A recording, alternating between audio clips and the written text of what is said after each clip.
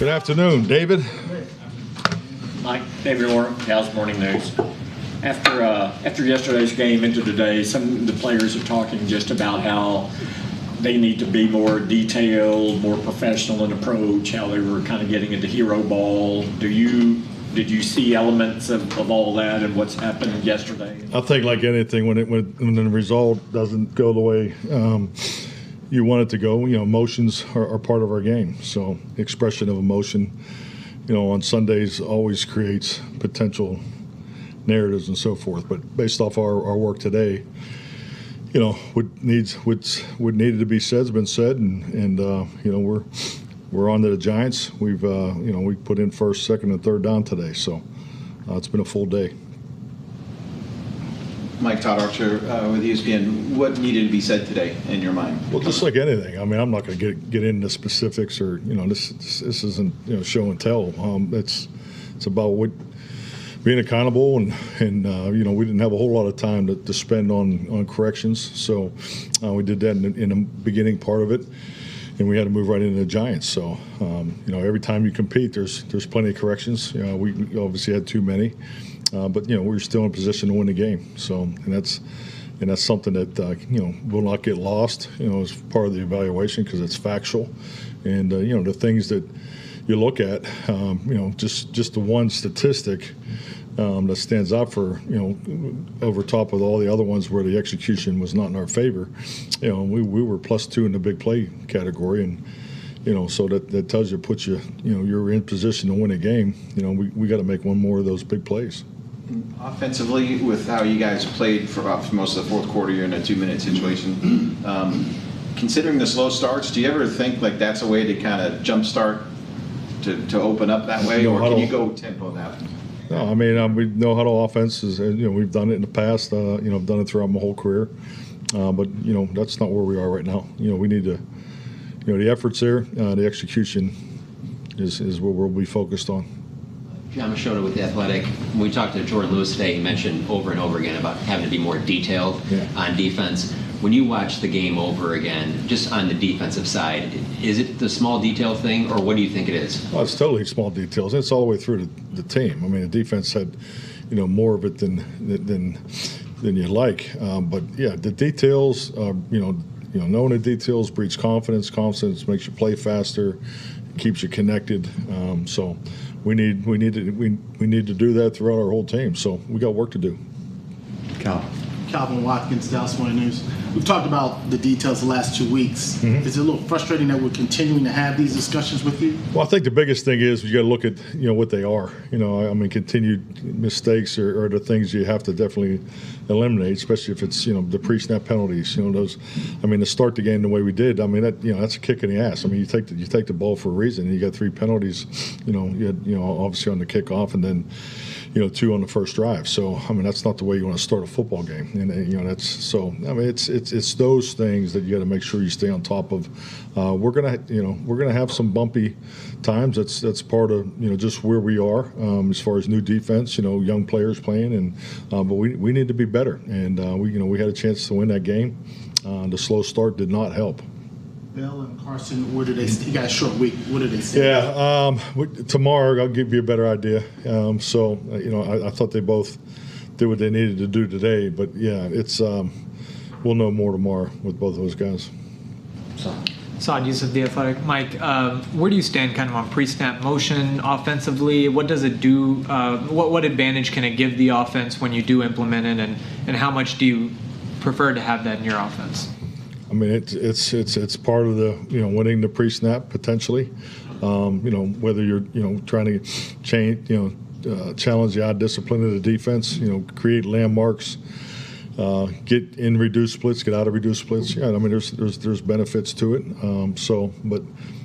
I think like anything, you have to have a menu of a number of things in this league, especially over a 17-game period.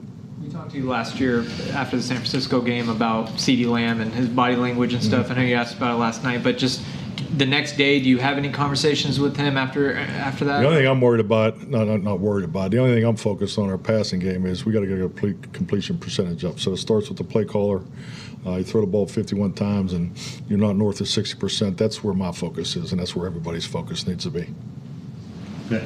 Nick Harris, Forward Star Telegram. I know you said you guys don't have a ton of time for corrections this week, but with Jordan Lewis talking about details, Michael Parsons last night talking about accountability, how do you kind of work those conversations in this? Pretty dramatic there, Nick. I tell you must practice that one.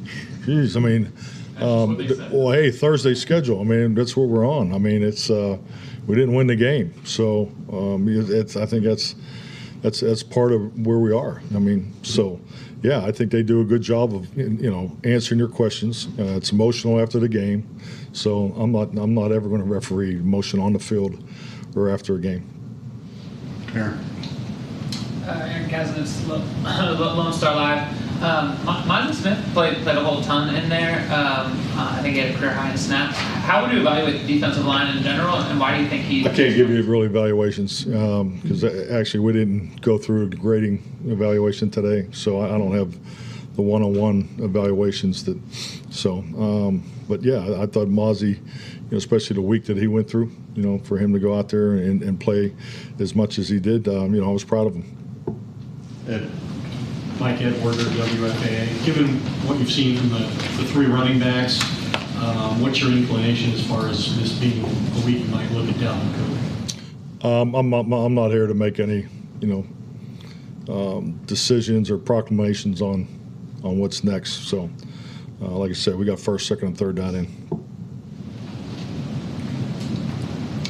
Skyler Dixon with the AP. I think you've talked us to in the past about getting off to quick starts kind of being on the menu of prep during the week. I just wondered, after two slow starts in a row, is there any feeling on your part of kind of re-emphasizing that and how much you do that during a week, or I guess a short week too? Re-emphasize over how we already do it, or? Yeah, I mean, you re-emphasize. Hey, I mean, it's a short week. We have a session on, we call it Fast Start and Furious Finish Friday, so it's an emphasis on the beginning of the game, how we feel the beginning of the game is going to go.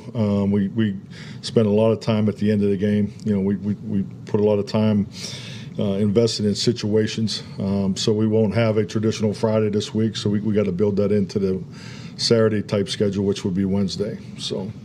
The Thursday schedule puts you on a different schedule. So, but we'll still emphasize it. Garrett Podell, CBS Sports. Mike, you talked about during the draft sort of building out your team with the idea of who you're going to see regularly, facing Dexter Lawrence and the Giants D-line with a younger O-line. What's the challenge of that, and how are you preparing those guys for that? Well, I mean, Dexter's a huge challenge regardless of who you line up with as far as youth, in particular with our young guys. So yeah, I mean it's. A lot of respect for him. He's played very well so far. You can see it. He's a presence in there.